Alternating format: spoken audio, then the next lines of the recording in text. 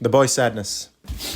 Back in 2021, when I was still going to high school, I was finishing up high school here in Germany, I was very depressed, the average experience. I would do that thing, that anime thing, where you would listen to music and just look down and walk, I was on autopilot. Basically, unless I was either at home or at school, but then again, even at school, I would basically just be on autopilot, AFK, not really there, thinking of something else, And one day there was an attack in Trier, which is where I went to school. Some crazy dude ran over a bunch of people, and the path he ran, the path he drove to run over these people, is the same path that I would walk every day from the station to school, then school to station to get home.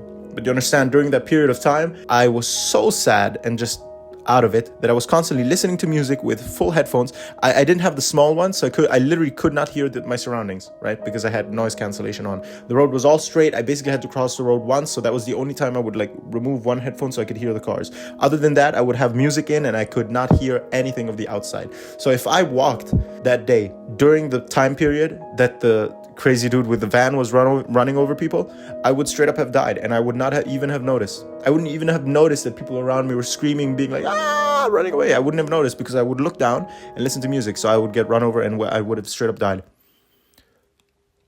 Dead ass. But I didn't. It's the good timeline. And then after that incident, I had this realization that I am so close to death, and mortality is... it's a lot closer to you on a daily basis than what you would like it to be. So be more grateful for everything that you do have. And if you feel a sudden urge to want to do something before you die, do it. I dropped out of high school and I moved to Italy to pursue art. I'm an artist. And so I went to an art school, a game art school. There I wanted to reinvent myself. I wanted to do a 180 shift. All out. I went all out. I even got over my fear of women. Or you know what? I was still afraid of women, but I would just ignore the fear, And I would be a social butterfly. And then I burnt out after a certain incident with a girl that I really liked. But she just wanted to be friends with benefits. And I was like, no. And then I realized, wait.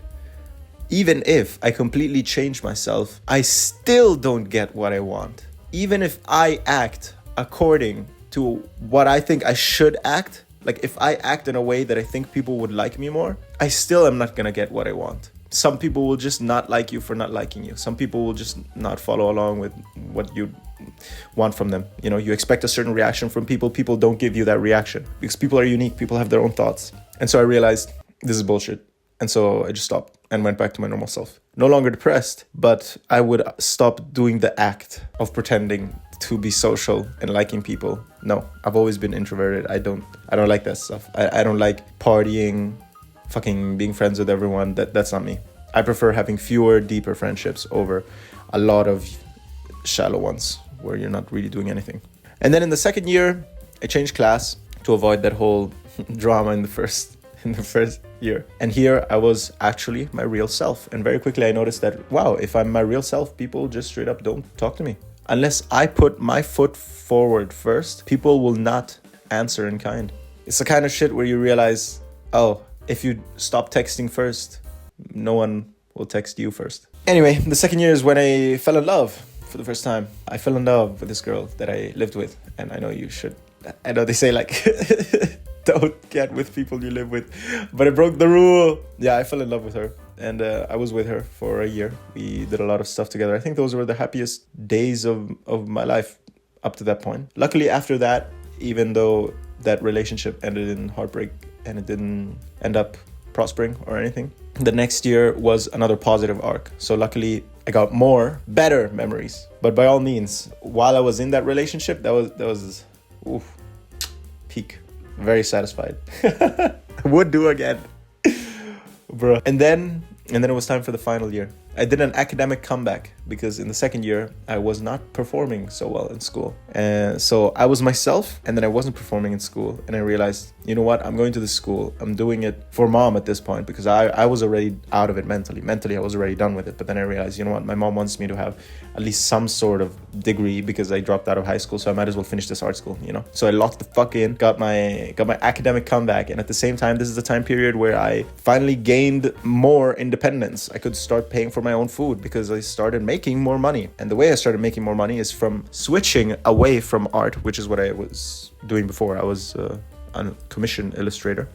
I switched from that And I started video editing, which makes way more money. So I was already happier because I was being myself. Then I was happier even more so because I started having feeling like I belong, and have more value. Hence, I was helping my mom with expenses and she wasn't paying everything for me anymore. I started doing a martial art, jiu-jitsu. I love jiu-jitsu. I think the peak takeaway from having lived in Florence was the fact that I discovered jiu-jitsu. And I'm so glad that it was Florence specifically, because in Florence specifically is the capital of jiu-jitsu in Italy. There's so many different schools just in that one city. There's 7 different schools. And no, they're not affiliates of each other. They're straight up other clubs that compete at competitions together. There's the national Italian competition, right? And they do 3 of them a year. And one of them is always in Florence.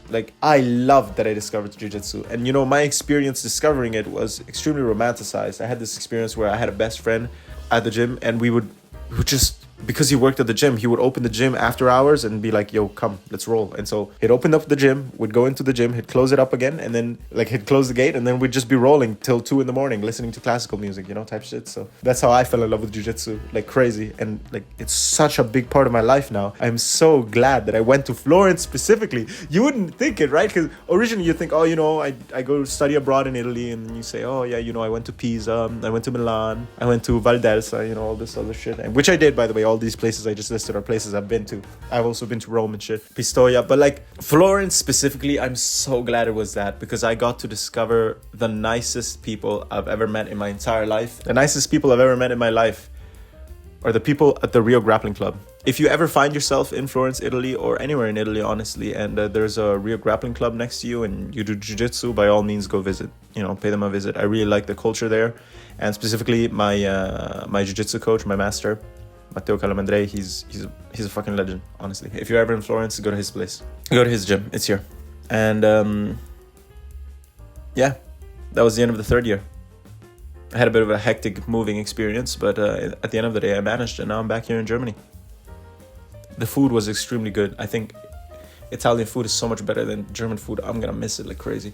And the food here in Germany is so expensive. Groceries, dead ass, are 4 times more expensive. This is so ass. People in Italy should not be allowed to drive. On God, I don't know who the fuck you bought your licenses from, but y'all do not know how to drive. I didn't have a car when I was in Florence because you don't need a car. But I drove twice, once to a mountain home and another time to a competition in Rome. And holy shit, you guys are so bad at driving. Get out of my face. Relinquish all of them Italian driver's licenses. You don't deserve them. Anyway, that's that. Grazie di tutto per chi mi ha aiutato durante questi periodi. Sapete chi siete. E vi apprezzo. E a meno che per competizioni non ho mai in mente di tornare. Ciao. Yes, see you for next time.